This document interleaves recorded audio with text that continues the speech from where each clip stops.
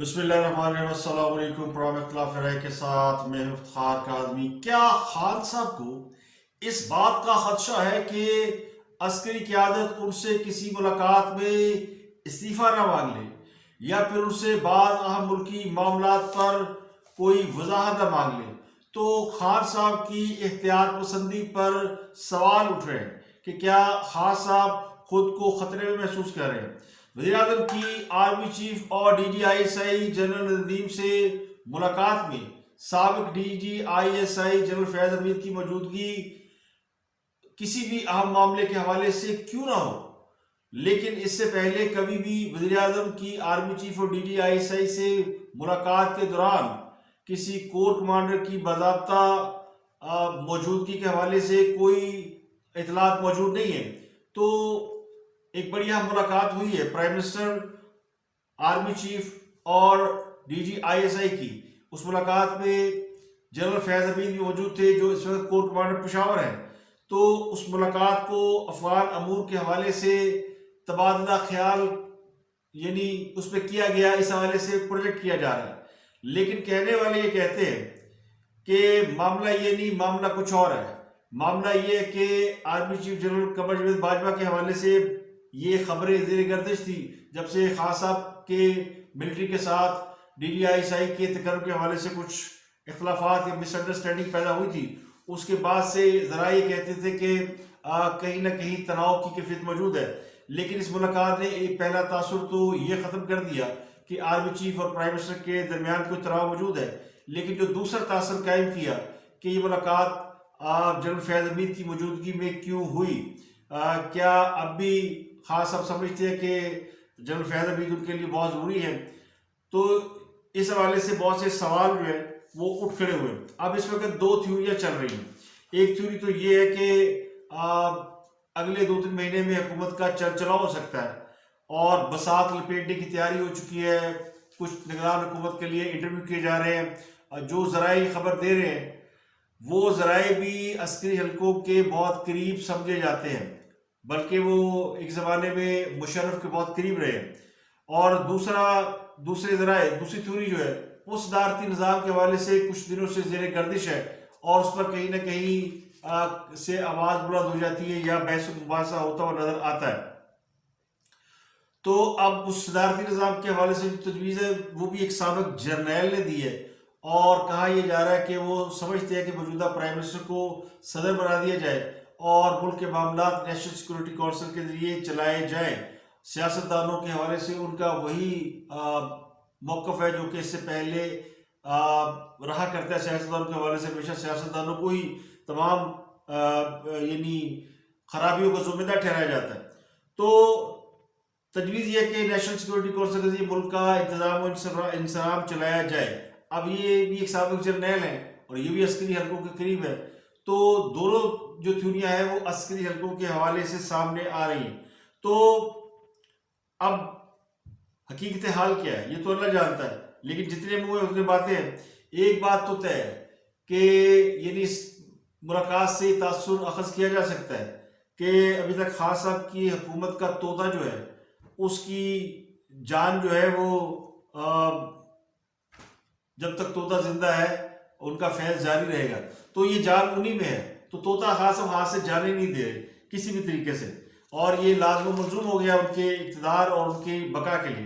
अब वज़ीर-ए-आज़म ने आर्मी चीफ और DGISI से जो मुलाकात की है उसमें जो दिलचस्प बात है वो इस मुलाकात की जो मौजूदगी है वो जनरल फैज हमीद की है, जिसके हवाले से जवाब इख्तियार किया गया कि चूँकि ये मीटिंग अफगान अमूर के हवाले से थी इसलिए उनको बहैसियत कोर कमांडर शरीक हुए और इससे पहले चूँकि DGISI रहे तो अफगान अमूर के हवाले से उनकी बहुत बड़ी ये वाज़िया गिरफ्त है।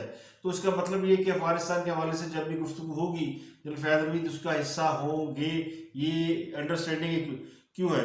लेकिन एक और भी बात समझी जा सकती है, यानी थ्योरी एक और भी है कि अगर खान साहब ने इस अहम मुलाकात में भी जो कि अरसे बाद उसकी आर्मी चीफ से हुई है, इस दरमियान कई क्या सराहियाँ की जाती रही। ये भी कहा गया, पूछा गया खान साहब से कि खान साहब आपको जो घड़ी दी गई थी वो आपने कहाँ की?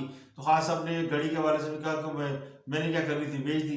तो اس طرح کی باتیں ہوتی رہی ہیں، اس کی کوئی باقاعدہ مصدقہ یہ تصدیق نہیں ہے، لیکن یہ بھی لگتا ہی ہے کہ خاص صاحب جنرل فیاض حمید کے بغیر ملنا ذرا انکمفرٹیبل سمجھتے ہیں، وہ سمجھتے ہیں کہ اگر وہ موجود رہیں گے تو وہ خاصے کمفرٹیبل رہیں گے. تو ایک تو یہ ہے کہ ان کا کمیونیکیشن لیول شاید نہیں رہا، لیکن یہ ہوا کہ اس ملاقات کے بعد آرمی چیف ایک بڑے اہم اجلاس میں شریک ہوئے، تو کہیں یہ بھی لگا کہ جو ایک تناؤ کی کیفیت تھی یا ایک جو پرسیپشن تھا، ایک ماحول بنا ہوا تھا، ایک تاثر تھا کہ شاید بڑی مس انڈرسٹینڈنگ ہے کسی بھی حوالے سے، لیکن جو ملکی معاملات ہیں ان پر کوئی مس انڈرسٹینڈنگ نہیں، خاص کر جب سے سانحہ سیالکوٹ ہوا ہے اس کو ڈسکس کرنا بڑا ضروری ہے. حکومت نیشنل الیکشن پلان پر بھی عمل کرنے کا ارادہ ظاہر کر رہی ہے. جو نیشنل سیکورٹی کونسل کا اجلاس ہوا آج کمیٹی کا، اس میں بہت سے لوگ تو ایبسنٹ رہے، لیکن وہ بھی آپ کو بتاتا ہوں. لیکن جو اس کے بعد اجلاس ہوا جس میں وزیر اعظم نے پریزائڈ کیا اور اس میں آرمی چیف بھی بیٹھے اور باقی وزراء بھی بیٹھے، اور یہ مختصر سا اجلاس تھا جس میں یعنی فواد چودھری، شیر رشید اور ڈاکٹر معید یوسف اور اس کے علاوہ وزیر پنجاب شاید بیٹھے تھے اس میں. تو یہ 4-5 لوگوں پہ مشتمل ایک اجلاس ہوا جس میں سیالکوٹ کے معاملے کے اوپر ڈسکس کیا گیا، اور یہ کہا گیا کہ جتنے اس میں لوگ ملوث ہیں ان کو کیفر کردار تک لائے جائیں. تو یہ بھی کہا گیا کہ ایسے واقعات میں ٹالرنس برداشت نہیں کی جائے گی، ہجوم کو قانون میں ہاتھ لینے کی اجازت نہیں دے سکتے، مجرموں کو سخت سزا دی جائے. تو یہ سری لنکا کے حوالے سے ڈسکس کیا گیا، جو بھی گفتگو تھی، یعنی اس میں پلس مائنس جو بھی تھا وہ سری لنکا کے جو سانحہ سیالکوٹ ہوا ہے اس کے حوالے سے کیا گیا تھا. لیکن اس سے پہلے بھی ایک اجلاس ہوا جس میں معید یوسف شریک ہوئے تھے. معید یوسف اس میں اسد کیسر نے سربراہی کی تھی، اور یہ اجلاس تھا نیشنل سیکورٹی کونسل کی کمیٹی کا، پارلیمانی جو کمیٹی ہوتی ہے. اپوزیشن اس کا بائیکاٹ کیا، تو اپوزیشن تو آئی نہیں، لیکن سونے پہ سہاگا یہ کہ خود حکومت کے لوگ نہیں آئے. موسٹلی وزراء اس میں سے غائب پائے گئے، یعنی وزراء کی اکثریت اس اجلاس میں شریک ہی نہیں تھی. حکومت کی اپنی سیریسنس کا عالم یہ ہے کہ ایک نیشنل سیکورٹی کمیٹی کا اجلاس بلایا اور اس میں ان کے اپنے وزراء جن میں شیر رشید، حماد اظہر، فواد چودھری، ایون شاہ محمود قریشی صاحب وہ بھی تشریف نہیں لائے. تو یہ اجلاس بڑا پھیکا اور رہا، اور معید یوسف صاحب کی سربراہی میں اس اجلاس کو، یہ وہ اجلاس تھا جس میں آرمی چیف خود شریک ہوا کرتے تھے اس سے پہلے، اور اپوزیشن لیڈر بھی پچھلے اجلاس میں شریک تھے. خاص اب تو شریک ہی نہیں ہوتے، خاص اب تو مناسب سمجھتے نہیں ایسے اجلاسوں میں یا اس قسم کے کسی بھی اجلاس میں جس میں سیکورٹی کے حوالے سے گفتگو ہو رہی ہو، نیشنل سیکورٹی، تو اس میں وہ اپوزیشن کے لوگ بھی ہوں تو وہ شامل ہوں تو وہ نہیں آتے. تو یہ معاملہ تھا جس میں یعنی اس سے پہلے جو کچھ ہوا تھا. اب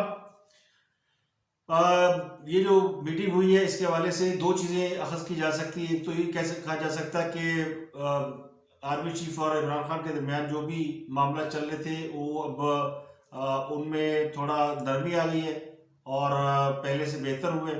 اور دوسرا یہ سمجھا جا سکتا ہے کہ یعنی وہ کہتے ہیں نا کہ اکیلے ملنے کو ڈر رہے اس لیے کہ شاید کوئی گڑبڑ نہ ہو. تو عموماً آرمی چیف اور وزیر ملاقاتوں کے حوالے سے جو بھی ہم پرسیپشن یا گفتگو ہوتی ہے اس لیے ہو رہی ہے کہ اکتوبر کے اوائل میں جو معاملات چل رہے تھے وہ خاصے خراب تھے، اور اس کے بعد پھر ہم نے ڈی جی آئی کی تقرری، اس کے نوٹیفیکیشن سے لے کے نئے ڈی جی آئی کے آنے سے، ان کے آنے کے حوالے سے لے کے یہ تمام چیزیں ہونے کے بعد یہ توقع رکھنا کہ معاملات ویسے کے ویسے ہوں گے یہ ممکن نہیں تھا. تو اس حوالے سے بہت سی کیا سرائیاں کی جاتی رہی ہیں وقتاً فوقتاً کہ خاص صاحب کو یعنی سے لوگ خوش نہیں ہیں، یا خاص صاحب اب چونکہ وہ فوج اپنے ڈومین میں رہنا پسند کرتی ہے، کم از کم اس وقت تو وہ اس بات پر اتفاق رائے رکھتے ہیں کہ ہم اپنے ڈومین میں رہیں گے، اس سے باہر نہیں رہیں گے، جو کچھ ہو چکا وہ ہو چکا. لیکن اگلے آنے والے دنوں میں یہ جو تھیوریاں چل رہی ہیں مختلف، اور یہ جو کہا جا رہا ہے کہ انٹرویو ہو رہے ہیں، تو انٹرویو کس کے لیے ہو رہے ہیں؟ نگران حکومت کے لیے انٹرویو ہو رہے ہیں. تو نگران حکومت کا تو ابھی کوئی دور دور تک اتا پتہ نہیں ہے، کیا الیکشن جلد ہونے والے ہیں، تو اس کا مطلب کہیں نہ کہیں الیکشن کے ارلی الیکشن کے حوالے سے چیزیں طے ہو رہی ہیں، گفتگو ہو رہی ہے. اسی لیے وہ سیٹ اپ یا وہ ممکنہ لوگ تلاش کیے جا رہے ہیں جو اگلا الیکشن کنڈکٹ کرا سکے. اب یہ الیکشن کب ہو رہا ہے اس بات پہ سوالیہ نشان موجود ہے، اور اس درمیان میں پی ڈی ایم کود پڑی ہے، اور پی ڈی ایم نے 23 مارچ کو لانگ مارچ کرنے کا اعلان کیا. تو 23 مارچ کی تاریخ بڑی امپورٹنٹ ہے. وہ اس لیے امپورٹنٹ ہے کہ 23 مارچ کو یوم پاکستان کی پریڈ ہوتی ہے اور ایک بڑے عرصے کے بعد پاکستان میں یہ پریڈ دوبارہ ہونی شروع ہوئی تھی. اب اگر P D M long march کرے گی اور 23 مارچ کو اسلام آباد میں بیٹھی ہوگی تو پھر پریڈ کیسے ہوگی؟ ہمارا یوم پاکستان کے حوالے سے جو دن منایا جا رہا ہے وہ اس کو کیسے دیکھا جائے گا؟ تو یہ ساری امپورٹنٹ چیزیں ہیں. اور اس کے حوالے سے اب جو ڈیولپمنٹ آ رہی ہے وہ تو میں نے آپ کو بتا دیا کہ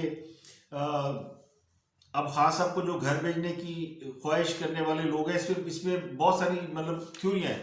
کہنے والے کہتے ہیں کہ اب یہ دونوں تھیوریاں جو ہے، ایک صدارتی نظام کی اور ایک میں نے آپ کو بتایا یہ تھیوری جو چل رہی ہے کہ 2-3 مہینے میں حکومت گھر چلی جائے گی. اب دو آپشن ہے، ایک وہ ہے جس میں خاص صاحب کو روکا جا رہا ہے کہ ان کو پریزیڈنٹ بنا دے، اور دوسرا یہ کہ ان کو گھر بھیج دے. اب گھر بھیجنے والے لوگ وہ ہے جو کہ خاص صاحب کو لے کے آئے تھے اور وہ سمجھتے ہیں کہ ملک معاشی طور پر دیوالیہ ہو رہا ہے، اور دیوالیہ ہونے کے حوالے سے بہت سارے کرائم، بہت سارے آثار موجود ہیں. سعودی عرب سے جو قرضہ لیا ہے وہ ہم نے واپس کرنا ہے جب وہ چاہے، اور $3 ارب کا قرضہ ہے. اگر ہم قرضہ لے کے جب خرچ کر لیں گے تو اسے واپس کرنے کی پوزیشن میں قطعاً نہیں ہو سکتے. IMF سب $1 ارب لینے کے لیے مرے جا رہے ہیں اور وہ ہمیں نہیں مل رہا، تو ہم $3 ارب کا قرضہ کیسے واپس کریں گے؟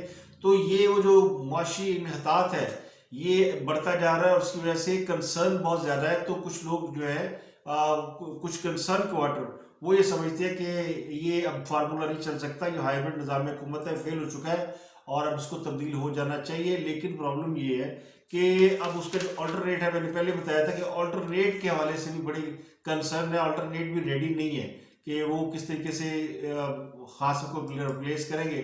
لیکن بہرحال تیاریاں جاری ہیں، اور اگر نگران حکومت بنانا ہے تو پھر صدارتی نظام کا تو کوئی سوال پیدا نہیں ہوتا، پھر تو نگران حکومت آئے گی اور الیکشن کرائے گی. اب ایک اور اہم بات یہ کہ الیکشن کمیشن نے بلدیاتی الیکشن کے لیے حکومت سے EVM مشینیں مانگی ہیں، تو ان کو انکار کر دیا گیا کہ ہمیں یہ EVM مشینیں نہیں دے سکتے. ابھی کل ہی جب بیٹھ کے سارے وزراء یہ نعرے مار رہے تھے کہ ہم نے بڑی تیاری کر لی ہے اور یوں کر کے EVM مشینیں بنیں گی اور ہم الیکشن کرا رہیں گے، لیکن وہ EVM مشینیں بنی ہے صرف وفاقی الیکشن کے لیے، یعنی جو نیشنل الیکشن ہوں گے. یہ بلدیاتی الیکشن میں ہوا تو بھانڈا پھوٹ جائے گا کہ اس کے اندر ہے کیا، سارے کے سارے فالٹ کھل کے سامنے آ جائیں گے اور ساری کے ساری جو گڑبڑ ہے وہ پکڑی جائے گی. تو چوری پکڑے جانے کے ڈر سے حکومت نے، یعنی 80-90 مشینیں بھی نہیں ہیں ان کے پاس، اور وہاں پہ کئی 100 مشینیں لگنی ہیں، بلکہ شاید میں 100 کم کہہ رہا ہوں، یہ ہزاروں کی تعداد میں مشینیں لگنی ہیں اور وہ ان کے پاس اویلیبل نہیں ہیں. تو اس سے بھاگ گئی ہے حکومت. وہ کہتی جی ہمارے پاس مشینیں نہیں ہیں. شبلی فراز صاحب جنہوں نے یہ سارا بیڑا اٹھایا ہوا تھا وہ اب اس بات پہ راضی نہیں کہ بلدیاتی الیکشن میں پنجاب میں تو 6 مہینے بعد ہونے الیکشن، ابھی تو تیاری نہیں ہے، چلو خیبر پختونخوا سے پہلے ہے. تو الیکشن کمیشن نے بڑی اچھی اس کے اوپر پلاننگ کی ہے اور انہوں نے کہا کہ ہمیں آپ دے دیں EVM مشینیں، ہم ٹرائی کر لیتے ہیں، تو حرج کیا ہے؟ اب اگر الیکشن کمیشن کامیاب ہو جاتا ہے اس کے اوپر اور پتہ چل جاتا ہے کہ جی EVM مشین بڑی اچھی ہے، اسی سے الیکشن ہونا چاہیے، تو اگلے الیکشن ہو جائیں گے. تو یہ سب کچھ چل رہا ہے. اور امپورٹنٹ بات یہ ہے کہ اب جو اہم بات ہے وہ ہے اسٹیٹ بینک کو IMF کے کنٹرول میں دینے کا معاملہ. اس پر اب ایک بھارتی خاتون کی انٹری ہوئی ہے اور ان کا نام شاید گپتا کر کے کچھ خاتون کا نام ہے، میرے ابھی ذہن سے نکل گیا، لیکن وہ خاتون ہے جو کہ بھارتی شہری ہیں اور ان کو IMF کا ڈائریکٹر بنا دیا گیا ہے. اور وہ پاکستان کے حوالے سے، یعنی پاکستان کے جو معاملات ہیں، پاکستان کے جو اسٹیٹ بینک کے گورنر ہے جناب رضا باکر صاحب، وہ انہیں جواب دہ ہوں گے. اور اسٹیٹ بینک جو ہے وہ IMF کی اجازت کے بغیر نہ کسی کو فنڈ ریلیز کر سکے گا، نہ کوئی اور کام کر سکے گا. تو یہ ایک بہت بڑا امپورٹنٹ ایشو ہے جو کہ پاکستان کی نیشنل سیکورٹی کے حوالے سے جڑا ہوا ہے. اب یہ ایشو آنے کے بعد اس بات کا امکان بڑا کم ہے کہ بل کسی طریقے سے پارلیمنٹ سے منظور ہو جائے. اگر یہ ہو جاتا ہے تو پھر پاکستان کے حوالے سے خدا نخواستہ جو کنسرن ہے وہ بہت زیادہ بڑھ جائیں گے، کیونکہ حالات کسی بھی طریقے سے ایسے نہیں ہو رہے، ایسے آئیڈیل نہیں ہو رہے کہ جس میں کہا جائے کہ تھوڑی سی بہتری آئی ہے. تو وسٹ کم وسٹ ہو رہا ہے. تھوڑا سا روپیہ سمجھ رہا ہے، ڈالر نیچے آیا ہے، وہ بھی اس وجہ سے کہ سعودی عرب سے ڈالر ٹرانسفر ہو گئے ہیں اور اب مارکیٹ کے اندر ڈالر کی بہتات ہے. لیکن اس کے باوجود ڈالر جہاں تک جا چکا ہے، جہاں تک اس نے مار کی ہے، اس نے بڑے بڑے کاروباری سودوں کو ہلا کے رکھ دیا ہے. تو یہ ساری چیزیں چل رہی ہیں. اب اس میں فائنلی یہ ہے کہ جو ملاقات ہوئی ہے اس حوالے سے اچھی ہے کہ اگر نئی حکومت کی تبدیلی کو کوئی عمل ہے یا اس بارے میں کوئی سوچ نہیں ہے تو پھر بہتر ہے کہ مل جل کے کام کیا جائے، کیونکہ اپوزیشن تو ابھی مارچ میں جو کچھ کرے گی سو کرے گی، اور اپوزیشن بھی مارچ میں کرنے جا رہی ہے، بہت واضح نہیں ہے، اناؤنس کیا انہوں نے، لیکن وہ کیا کریں گے اور اجلاس کے اندر کی کہانی بڑی دلچسپ ہے، وہ بھی آپ کو بتائیں گے۔ لیکن آج کے لیے اور اب تک کے لیے اتنا، مجھے دیجیے اجازت، اپنا اور گرد و نواح کے لوگوں کا بہت خیال رکھیے گا۔